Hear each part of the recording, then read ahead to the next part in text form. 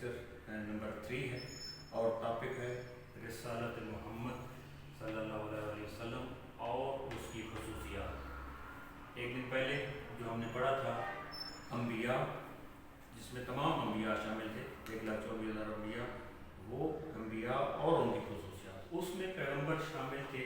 لیکن آج جو ہمارا ٹاپک ہے یہ مخصوص ہے، خاصیت رکھتا ہے رسالت محمد صلی اللہ علیہ وسلم اور ان کی خصوصیات۔ اس میں دیگر انبیاء شامل نہیں ہیں، صرف ہمارے نبی، آخری نبی مصطفیٰ صلی اللہ علیہ وسلم اس میں شامل ہیں۔ اس کی مختصر یقیناً پہلے بھی ذکر ہو چکا ہے کہ جو کلاس کا ایک سلسلہ ہے، اس میں جو تفصیل ہوتی ہے، اس میں جو سوال جواب کا ایک سلسلہ رہتا ہے آپ کے ساتھ آمنے سامنے، وہ اس کا متبادل کوئی بھی نہیں ہے، لیکن ہم مختصر الفاظ میں کوشش کرتے رہیں گے تاکہ آپ کا وقت ضائع نہ ہو اور کچھ نہ کچھ ان دنوں میں آپ اس سے استفادہ کرتے رہیں۔ تو آج ہمارا جو ٹاپک ہے اس میں سب سے پیغمبر اور اس کی خصوصیات میں سب سے پہلی خصوصیت عمومیت، عام ہونا، یعنی کہ پیغمبر کی پہلی نبوت کی رسالت کی خصوصیات میں سے پہلی خصوصیت آپ کی یہ ہے کہ آپ کی رسالت اور نبوت عام ہے، عمومیت رکھتی ہے، عام ہے، یعنی کہ سب کے لیے۔ پہلے کیا ہوتا تھا؟ پہلے جو انبیاء ہوتے تھے زمان و مکان کے حوالے سے وہ محدود ہوتے تھے، کسی زمانے کے ساتھ سے آج کوئی پیغمبر ہے تو آج کے لیے ہوتا تھا، آنے والے زمانے کے لیے نہیں ہوتا تھا، علاقے کے لیے مخصوص ہو جاتا تھا تو آگے کسی اور علاقے میں نہیں ہو سکتا تھا، یعنی کہ ایک وقت میں ایک سے زیادہ پیغمبر ہوا کرتے تھے۔ لیکن پیغمبر خدا ہمارے نبی صلی اللہ علیہ وسلم کی خصوصیات میں سے پہلی جو خصوصیت یہ ہے کہ عمومیت ہے، آپ کی رسالت عمومیت، عمومی درجہ رکھتی ہے، سب کے لیے، زمان و مکان کے، پوری دنیا کے لیے اور قیامت تک کے لیے، پہلی خصوصیت۔ اس لیے قرآن میں ارشاد ہوا قل یا ایھا الناس انی رسول اللہ علیکم جمیعا، اے محمد آپ کہہ دیجئے کہ اے لوگوں میں رسول ہوں اللہ تعالیٰ کا تم سب کی طرف، یعنی کہ اس میں تمام انسانوں کو شامل کیا گیا ہے، علاقے وائز بھی اور زمانے وائز بھی، کیونکہ اب 14-15 اتنی صدیاں گزر گئیں اور آنے والے قیامت تک آپ اس سب کے لیے عمومیت رکھتے ہیں۔ دوسرا خصوصیت میں سے دوسری خصوصیت پہلی شریعتوں کا نسخ ہو جانا۔ پہلی شریعتیں کیونکہ ہم جانتے ہیں مختلف کتابیں اور صحیفے نازل ہوئے، صاحب شریعت پیغمبر گزرے، ان کی شریعتیں اور ان کا دین اس وقت کے لیے تھا۔ آج ہمارے لیے وہ حجت نہیں ہے، وہ شریعتیں ختم ہو گئی۔ البتہ مسلمانوں کا عقیدہ یہ ہے، کم از کم یہ ہم نے ہر صورت اس پر عقیدہ رکھنا ہے کہ وہ انبیاء بھی برحق تھے اور ان پر نازل ہونے والی شریعتیں بھی برحق تھیں، لیکن عمل ہم نے جو عمل کرنا ہے، اپنا کردار بنانا ہے، تو وہ کس کے مطابق بنانا ہے؟ پیغمبر خدا اور اس کی موجودہ شریعت کے مطابق، یعنی قرآن و حدیث کی روشنی میں۔ تو پہلی شریعتیں جتنی بھی تھیں وہ ان کا نسخ ہو گیا ہے، یعنی کہ وہ ختم ہو گئی ہیں، اب ہم ان پر عمل نہیں کر سکتے۔ قرآن میں اس بارے میں ارشاد ہوا بسم اللہ الرحمن الرحیم وَمَن يَبْتَغِ غَيْرَ الْإِسْلَامَ دِينًا فَلَن يُقْبَلَ مِنْهُ، اور جو کوئی اسلام کے سوا کسی اور دین کو تلاش کرے گا تو وہ اس سے ہرگز قبول نہیں کیا جائے گا۔ یعنی کہ اگر کوئی اس وقت پیغمبر کی شریعت موجود ہے اور کامل ہو چکی ہے تو اس شریعت کے علاوہ کسی اور شریعت پر عمل کرتا ہے تو اس کے اعمال قابل قبول نہیں ہوں گے۔ تو ہم نے ان کو ایمان تو رکھنا ہے کہ وہ صاحب شریعت نبی تھے اور کتاب بھی برحق تھی اور انبیاء بھی برحق تھے پہلے، لیکن ہم عمل جو کریں گے اور ہمارا عمل قبول ہوگا تو وہ ہمارے اپنے پیغمبر کی رسالت کے مطابق قرآن حدیث کی روشنی میں جب ہم عمل کریں گے تو ہمارا عمل تب قبول ہوگا۔ تیسرا ہے کاملیت، کامل، کمپلیٹ ہونا، مکمل ہونا۔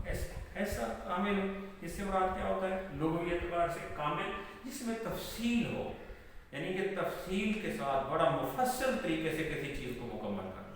تو پیغمبر پر جو دین آیا تو وہ اس میں کاملیت ہے، یعنی کہ مفصل ہے، بڑی تفصیل، جہاں جہاں جس جگہ پر ضرورت تھی بڑی تفصیل کے ساتھ اور وضاحت کے ساتھ دین کو اس طرح مکمل کیا گیا کہ اس میں کوئی کمی خامی نظر نہیں آتی، کوئی ایسا پہلو تشنہ نہیں رہ گیا کہ جس میں کہا جا سکے کہ اس میں تفصیل کم ہے، مزید وضاحت کی ضرورت تھی، تو ایسا کوئی معاملہ نہیں ہے۔ پیغمبر کی خصوصیات یعنی کہ رسالت کی خصوصیات میں سے تیسری خصوصیت کاملیت ہے، جس کے لیے قرآن نے کہا کیسے؟ قرآن میں ارشاد ہوا بسم اللہ الرحمن الرحیم الیوم اکملت لکم دینکم واتممت علیکم نعمتی ورضیت لکم الاسلام دینا، کہ ہم نے آپ کے لیے آپ کا دین مکمل کر دیا اور اسلام کو دین کے طور پر پسند کیا اللہ تعالیٰ نے، واضح طور پر اس میں واضح کر دیا کاملیت کے حوالے سے۔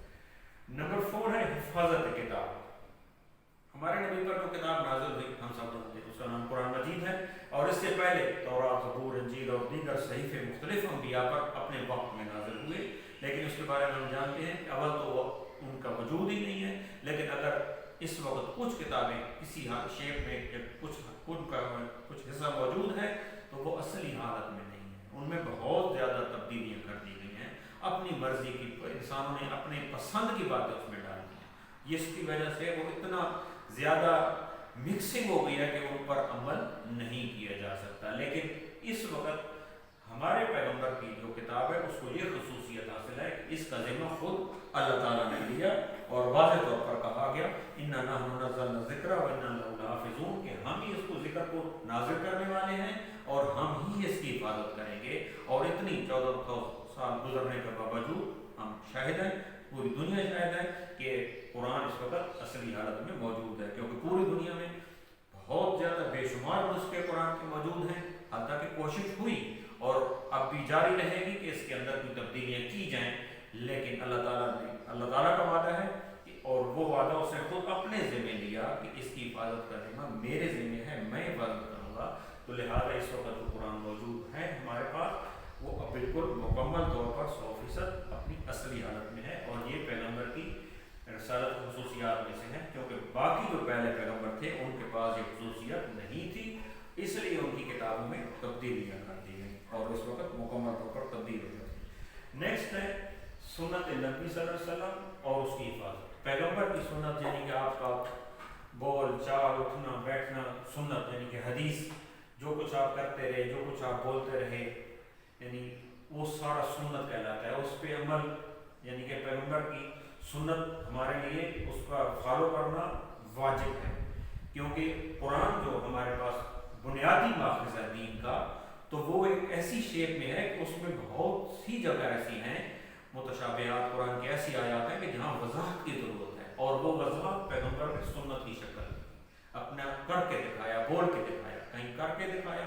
कहीं बोल के दिखाया, और कहीं अगर खामोश रहे तो उसको भी सुन्नत शामिल किया गया, ये समझते हुए कि पैगंबर की ताईद उसमें शामिल है। तो सुन्नत नबी की हिफाजत पहले अंबिया के ज़िंदगी के वाक़यात यकीनन हमें मिलते हैं, लेकिन इस तफसील के साथ नहीं मिलते जितना हमारे पैगंबर के ज़िंदगी के वाक़यात मिलते हैं।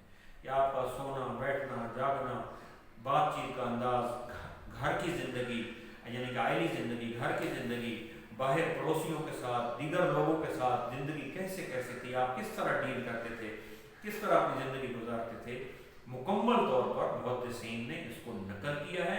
हमारे पास मुकम्मल वाक़यात इनके बारे, पैगंबर की ज़िंदगी के बारे मौजूद हैं और इसकी बाकायदा हिफाजत की गई, और इसका ये हिफाजत भी अल्लाह ताला के हुक्म से हुई, जिसकी वजह से हम कुरान को समझ रहे हैं। अगर सुन्नत नबी की हिफाजत ना होती, हमारे पास सुन्नत मौजूद ना होती, तो हमारे कुरान को समझना और उस पर अमल करना हमारे लिए मुमकिन नहीं था। सुन्नत नबी की हिफाजत की वजह से हम कुरान पर और दीन पर अमल कर रहे हैं।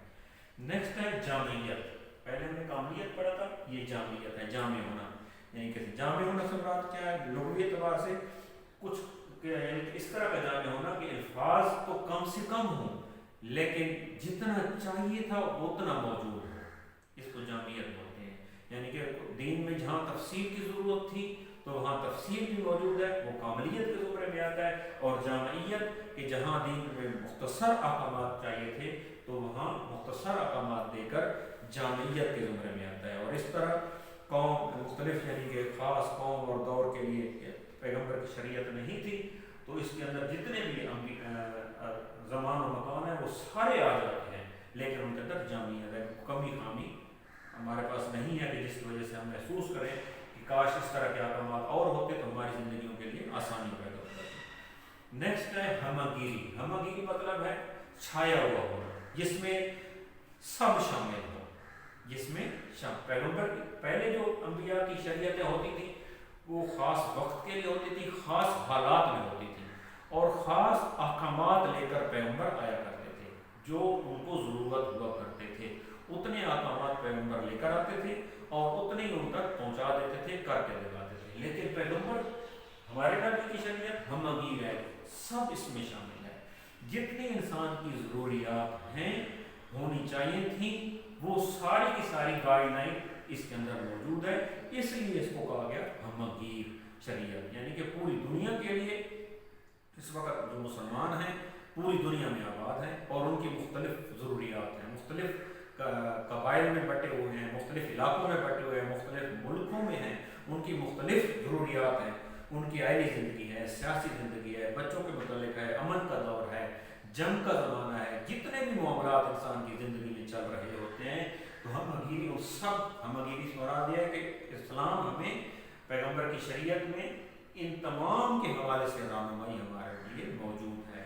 امن کا زمانہ ہو، جنگ کا، ہمارے گھر کے حالات ہوں، پڑوسیوں کے ساتھ ہوں، رشتہ داروں کے ساتھ ہوں، دیگر بین الاقوامی سطح پر جتنے معاملات ہوں، سب کے لیے ہمارے پاس رہنمائی دین کے اندر موجود ہے. اس لیے پیغمبر کی خصوصیات میں سے ایک اہم خصوصیت ہمگیری ہے. نیکسٹ ہے ختم نبوت. ختم نبوت یعنی کہ پیغمبر کی خصوصیات میں سے ایک اہم خصوصیت ختم نبوت. اور لفظ سے غیر ہوتا ہے نبوت کا ختم ہو جانا. ختم لغوی معنی مور لگانا، آخر تک پہنچانا، کسی کام کو پورا کر کے فارغ ہو جانا ختم کا معنی میں آتا ہے. نبوت یعنی کہ نبوت کا خاتمہ ہو جانا، نبوت کا مکمل کمپلیٹ ہو جانا. پہلے انبیاء ہم پڑھ چکے حضرت آدم سے جو سلسلہ شروع ہوا تھا تو خاص احکامات لے کر آیا کرتے اور ان پر لوگوں کو سمجھاتے تھے، بتاتے تھے اور کر کے دکھاتے تھے. وہ خاص انبیاء اور پھر ایک وقت میں زیادہ انبیاء بھی ہوتے تھے، ایک سے زیادہ نبی ہوا کرتے تھے. وہ ان کو اپنی اپنی شریعتیں، اپنے اپنے احکامات پہنچایا کرتے تھے. پھر اور کی ضرورت پڑتی تھی تو اللہ تعالیٰ اور کسی نبی کو بھیج دیتا تھا. لیکن وہ جو سلسلہ ایک ارتقائی سلسلہ تھا انسان کا، اس کے درس و تدریس کا کہہ لیں تو وہ پیغمبر سے جب حضرت آدم سے شروع ہوا تو پیغمبر تک وہ سارا سلسلہ ختم ہو گیا. اور ختم ہونے سے مراد یہ ہے کہ اب جو کچھ اللہ تعالیٰ دین شریعت اپنے احکامات پہنچانا چاہتا تھا وہ مکمل طور پر پہنچا چکا. اب انسان کی جو بنیادی ضروریات جس حد تک ہونی چاہیے تھی یا تھی، چونکہ بنانے والا بہتر جانتا ہے، اللہ تعالیٰ ہمارا خالق ہے، مالک ہے، وہ بہتر جانتا ہے کہ ہمارے ایک انسان کی کتنی ضروریات تھیں. تو آہستہ آہستہ وہ ارتقائی سلسلہ حضرت آدم سے چلا، پیغمبر تک آ کر یہ تعلیمات کا سلسلہ مکمل ہوا. اب اور کوئی انسان کی ضروریات تعلیمات کے حوالے سے نہیں رہی، یعنی کہ اتنا تعلیم و تربیت کا ایک سلسلہ اللہ تعالیٰ چاہتا تھا وہ اپنے انبیاء کے ذریعے اور خصوصاً ہمارے نبی صلی اللہ علیہ وسلم کے ذریعے اس کو پہنچا دیا گیا اور اس کو مکمل کر دیا گیا. اس لیے یہ سلسلہ مکمل ہوا اور اس کے اصطلاحی معنی بھی یہی ہے کہ حضرت آدم سے جو سلسلہ شروع ہوا پیغمبر تک آ کر تبلیغ کا وہ سلسلہ اختتام پذیر ہو گیا. اور کسی نبی کی ضرورت پہلے کیوں ہوا کرتی تھی اس کی دو تین وجوہات، یعنی تمام انسان آپ کی نبوت اب کیوں خاتمہ ہو گیا، اس کے بعد کیوں کسی اور نبوت کی ضرورت نہیں ہے. اس کے دو تین پوائنٹ ہیں. نمبر 1 یہ ہے کہ آپ کو تمام انسانوں کے لیے رسول بنا کر رہے ہیں. پہلے انبیاء تمام انسانوں کے لیے نہیں تھے، ایک خاص وقت کے لیے تھے. آپ کو تمام انسانوں کے لیے بنا کر گیا ہے اور قیامت تک کے لیے بنا کر گیا. اس کے علاوہ اللہ تعالیٰ نے آپ کا دین مکمل کر دیا، یعنی جتنا دین چاہیے تھا ایک انسان کو تعلیم و تربیت کے سلسلے میں جتنے احکامات چاہیے تھے تو اللہ تعالیٰ نے سارے کے سارے وہ آپ کا مکمل کر دیے. اس لیے اب کسی اور نبی کی ضرورت نہیں ہے. اور حضور کی تعلیمات میں کوئی فرق نہیں ہے، یعنی کہ سنت میں بھی سنت اور حفاظت کتاب، یہ جو دو اہم خصوصیات آپ کو حاصل ہوئی. کیونکہ پہلے اس میں فرق آ جاتا ہے، جو کتابیں نازل ہوتی تھیں ان میں تبدیلیاں کر دیتے تھے لوگ، یا سنت نبی کی سنت احکامات کو جو کر کے دکھاتے تھے اس کو بدل دیا جاتا تھا. تو یہ دونوں کا یعنی کہ حفاظت کتاب بھی ہوئی اور سنت نبی کی حفاظت بھی ہوئی. اور ہمارے پاس اگر ہم عمل کرنے والے بنے تھوڑا بہت علم حاصل تو کرنا پڑتا ہے، تھوڑا بہت بہت کچھ کرنا پڑتا ہے انسان کو اپنی رہنمائی کے لیے. اگر ہم علم حاصل کریں تو ہم کتاب کا علم بھی حاصل کر سکتے ہیں اور ہمیں سنت کے بارے میں بھی 100% معلومات ہو سکتی ہیں. جب یہ ساری چیزیں ہمیں معلوم ہو جائیں گی تو ہم ان پر عمل درآمد کر سکتے ہیں. تو اس لیے کسی اور نبی کی ضرورت نہیں ہوئی، ورنہ پہلے انبیاء کی اس لیے ضرورت ہوتی تھی کہ کتابوں کو بدل دیا جاتا تھا، وہ شریعت جو لاتے تھے اس کو بدل دیا جاتا تھا. اس لیے قرآن نے واضح طور پر کہا بسم اللہ الرحمن الرحیم ما کان محمد ابا احد من رجالکم ولکن رسول اللہ وخاتم النبیین، کہ محمد صلی اللہ علیہ وسلم تمہارے مردوں میں سے کسی کے باپ نہیں لیکن اللہ کے رسول اور آخری نبی. اس قرآن کی آیت کے اندر سورہ احزاب کی آیت ہے، 2-3 باتوں کا ذکر ہوا. ایک تو آپ کسی مردوں میں سے کسی کے باپ نہیں ہیں، اور اس کے علاوہ اللہ کے رسول اور خاتم النبیین آخری نبی ہیں، یعنی کہ آپ کے بعد کوئی نبوت کا جو سلسلہ ہے یہ ختم ہو گیا اور اس کی اب کوئی ضرورت نہیں رہی، کیونکہ جو دین اب ہمیں عمل کرنا ہے اس پر، یعنی کہ جتنا دین ہمیں ضرورت تھی، جتنی کتاب کی شکل میں سنت کی شکل میں ہم تک پہنچا دیا گیا ہے، اب ہمیں اس پر عمل کرنا ہے، اپنی زندگی میں اس کے مطابق ڈھالنا ہے، اس کے مطابق ہمارا روز جزا حساب و کتاب ہوگا. یہ ہمارا مین ٹاپک آج کا تھا، رسالۃ محمد صلی اللہ علیہ وسلم اور خصوصیات. تو اس کے لیے آپ یقیناً درسی کتب سے تھوڑا سا استفادہ کریں گے، ایک مرتبہ آپ اس کو پڑھ لیں گے، اور پھر اس کے بعد آپ اس کو زبانی طور پر ان کو پوائنٹس کو، جیسے میں نے لکھا ہے آپ ان کو پوائنٹس کو لکھیں اور ان کی تھوڑی تھوڑی تفصیل لکھیں. جس وقت انسان قلم کے ساتھ لکھ لیتا ہے تو وہ انسان کی یادداشت میں ہمیشہ کے لیے محفوظ ہو جاتا ہے. یہ آج ہمارا مین ٹاپک تھا. اب اس کے ساتھ ساتھ آج ہم 2 اور چھوٹے سے ٹاپک ہیں، جن میں سے ایک ہے ملائکہ اور دوسرا ہے آسمانی کتابیں. اس کے حوالے سے تھوڑی سی مختصر بات چیت کر لیتے ہیں. ملائکہ کا لفظ ملک سے بنا ہے، جس کا معنی پیغمبر اور قاصد کے ہیں. چونکہ اللہ تعالیٰ کی قرآن مخلوق ایسی مخلوق جو اللہ تعالیٰ اور انسانوں کے درمیان، ایسے حضرت جبرائیل پیغام لے کر آیا کرتے تھے. اس طرح دیگر انبیاء، دیگر ملائکہ بھی ہیں، ان کا کام بھی اسی طرح تھا، یعنی کہ وہ پیغام رسانی کا فریض انجام دیتے تھے، پیغام کرتے، جو احکامات اللہ تعالیٰ کی طرف سے ان کو جس کے لیے بھی ملتے تھے وہ اس تک پہنچاتے تھے. تو ملائکہ کا لفظ ملک سے بنا، جس کا معنی قاصد اور پیغمبر کے ہیں، جس کے لیے قرآن میں واضح طور پر اس پر ایمان لانا ان پر ضروری ہے. کیونکہ جہاں پیغمبر پر ایمان لانا ضروری ہے، اللہ تعالیٰ پر ایمان لانا ضروری ہے، تو وہاں ملائکہ پر بھی ایمان ضروری ہے، کیونکہ یہ درمیان میں ان بٹوین سورس ہیں. اگر اس پر ایمان نہیں ہوگا تو پھر تعلیمات پر ہمارے ایمان نہیں ہو سکتا، کیونکہ یہ ایک امین تھے، پہنچانے والے تھے، درمیان میں پیغام رسانی کا کام کرتے تھے. اس لیے ان پر بھی ایمان لانا ضروری ہوگا. اور قرآن نے اس کے بارے میں واضح طور پر کہا کہ بڑی نیکی تو یہ ہے کہ کوئی ایمان لائے اللہ پر، قیامت کے دن پر، فرشتوں پر اور سب کتابوں پر اور پیغمبروں پر، یعنی کہ پیغام ملائکہ پر ایمان لانا بہت ضروری ہے. تو ایک میں مشہور جو فرشتے ہیں ان میں سے ہم چند کے نام ہم سب جانتے ہیں، ریپیٹ کر لیتے ہیں. حضرت جبرائیل علیہ السلام، حضرت اسرافیل علیہ السلام، حضرت عزرائیل علیہ السلام، حضرت میکائیل علیہ السلام.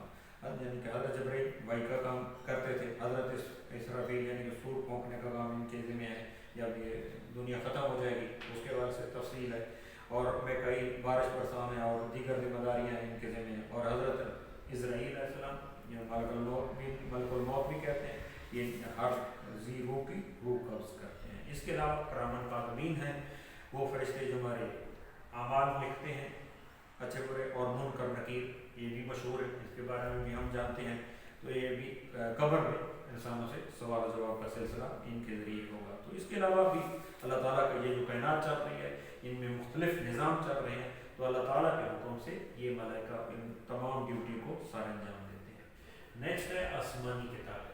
آسمانی کتابیں جس طرح پیغمبر پر ایمان رکھنا اللہ تعالیٰ کے حکم سے ضروری ہے، اسی طرح آسمانی کتاب، یعنی کہ اگر ہم پیغمبر کو مانیں اور آسمانی کتاب کو نہ مانیں، یہ ناممکن ہے. پھر ہمارے لیے ممکن نہیں ہوگا پیغمبر کی تعلیمات پر عمل کرنا. تو مختلف 4 مشہور آسمانی کتابیں ہیں، اس کے علاوہ صحیفے بھی ہیں. اب ہم پہلے ذکر کر چکے کہ ان قرآن کے علاوہ ان کتابوں پر اس حد تک ایمان لانا لازم ہے کہ یہ تورات ہے، حضرت موسیٰ پر نازل ہوئی، زبور ہے، حضرت داؤد پر نازل ہوئی، انجیل ہے، حضرت عیسیٰ علیہ السلام پر نازل ہوئی. تو یہ کتابیں برحق تھیں، یہ ایمان لانا ضروری ہے. اور یہ ان انبیاء پر نازل ہوئی، یہ انبیاء بھی برحق تھے. اس حد تک ہر مسلمان کا عقیدہ ہے اور ہونا چاہیے کہ یہ کتابیں بھی برحق تھیں اور یہ انبیاء بھی برحق تھے. لیکن عمل ہم نے کس کے مطابق کرنا ہے؟ قرآن مجید کے مطابق کرنا ہے. کیونکہ پہلے والی جتنی بھی کتابیں تھیں، اس کے علاوہ کتابوں کے علاوہ صحیفے بھی نازل ہوئے، حضرت آدم پر، حضرت نوح پر، حضرت ابراہیم پر، حضرت موسیٰ پر صحیفے بھی نازل ہوئے. مختصر کتاب اس کو آپ کہہ سکتے ہیں.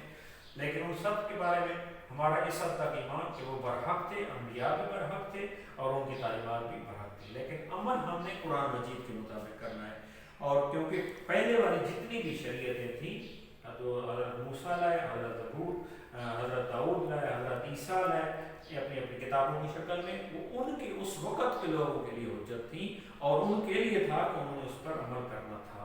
لیکن ہمارے لیے یہ اب حکم ختم ہو گیا، وہ تمام شریعتیں جو پیغمبر سے پہلے تھی وہ نسخ ہو گئی، یعنی ختم ہو گئی۔ اب ان پر ہم ایمان رکھ سکتے ہیں کہ وہ برحق تھی، لیکن عمل ہم اپنی زندگیوں کو قرآن و حدیث کی شکل میں ڈالیں گے جو شریعت پیغمبر خدا ہمارے لیے لائے۔ ان کتابوں میں مشترک جو باتیں تھیں، بنیادی باتیں تمام کتابوں میں ایک تھی، توحید کا ذکر تمام انبیاء نے کیا، رسالت کا بتایا، آخرت کا بتایا، اور آخرت کے حوالے سے جزا سزا کے حوالے سے بات کی۔ یہ بنیادی ماخذ ان تمام کتابوں میں ایک تھی، لیکن پیغمبر کی جب رسول خدا پر قرآن مجید نازل ہوا تو ان تمام تعلیمات کو یکجا کر دیا گیا اور آپ کی شریعت، آپ پر دین کامل ہو گیا اور اس میں کوئی کمی خامی نہیں ہے۔ اور اس حد تک جو اللہ تعالیٰ چاہتا تھا کہ انسان جتنا ان کی ضرورت تھی انسان کی، کیونکہ بنانے والا بہتر جانتا ہے، تو اللہ تعالیٰ ہمارا خالق ہے، ہماری ضروریات کو وہ بہتر جانتا تھا، اور اس نے انبیاء کے ذریعے جو ہدایت کا سلسلہ جاری کیا تھا ان آسمانی کتابوں کی شکل میں، وہ قرآن مجید پر آ کر اختتام پذیر ہوا۔ اب ہماری ذمہ داری ہے کہ ہم ان کو قرآن و حدیث کا علم حاصل کریں اور ان کو سمجھنے کی کوشش کریں اور عمل کرنے کی کوشش کریں۔ تو یہ ویسے بھی ہمارا یہ جو اسلامیات ہے، یہ پہلے بھی ذکر کر چکے، معاشرتی سبجیکٹ ہے، ہمیں صرف امتحان کی تیاری کے لیے نہیں کرنا چاہیے بلکہ خود اپنی زندگیوں میں ان تعلیمات کو ڈھالنے کے لیے کرنا چاہیے۔ تو قرآن مجید اور یعنی کہ سنت، اللہ پیغمبر کی سنت بنیادی ماخذ ہیں جن پر ہم عمل کر کے اس دنیا میں بھی اور آخرت میں بھی بہتری کر سکتے ہیں۔ تو آپ سے پھر میں یہ ریکویسٹ کروں گا کہ جو کچھ آپ سے پڑھایا جا رہا ہے ایک مرتبہ درسی کتب کے ساتھ بھی اس سے وہاں سے پڑھیں، اور پڑھنے کے بعد اس کی نوٹ بنائیں، زبانی لکھیں، کیونکہ جو انسان یادداشت میں بات لکھنے سے جاتی ہے وہ صرف سننے سے اور پڑھنے سے نہیں جاتی۔ میں توقع کرتا ہوں کہ آپ اپنے وقت مفید طریقے سے گزار رہے ہوں گے اپنے گھروں میں اور محنت کریں گے تاکہ آنے والے وقت میں جب ہم ادارہ باقاعدہ کھل جائے تو ہمارے پاس ہو سکتا ہے وقت کم ہو اور ہم کم سے کم وقت میں اس وقت زیادہ سے زیادہ استفادہ کر سکیں۔ شکریہ، والسلام۔